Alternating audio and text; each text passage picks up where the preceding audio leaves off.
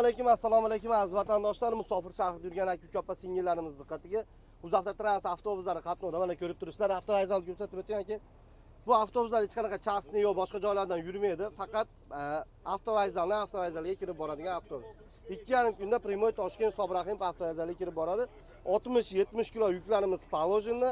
Mana akalarimiz nima deysiz aka, ishonchlimikan? Xudoga shukr, zakonni mana biz nargi avtovokzaldan bindik, o'z vaqtida keldik bu yerga. O'z vaqtida Ha, keldik. nasib bo'lsa endi bu vaqtda ham jo'nayapmiz. Xudo xolasa 5-10 minutda jo'naymiz. Xo'p, nima deysiz, tavsiya qilasizmi aka? Tavsiya qilaman hammaga. Ishonchlimikan? Yuklarimizga pul olmadi, ortiqcha pul olmadi.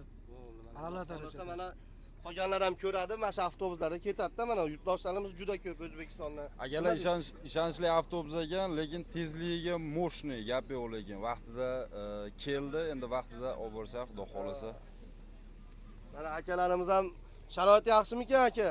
Zo'r aka, yaxshi, rahmat. O'zbekiston umridammikan Ha, O'zbekiston umrida. Albatta. Aka nima deysiz? Rahmat, yaxshi bo'ldi. Yaxshimi? Aka nima deysiz? Rahmat, yaxshi. Yaxshi. Zo'r gap bo'lishi mumkin emas. Yaxshi, xudo xolasa. Mana hammani ichida gapirib o'tyapmiz. Biz qonuniy avtobuslar aka ukalar. Talonda dashib olmanglar, sog' bo'linglar, salomat bo'linglar.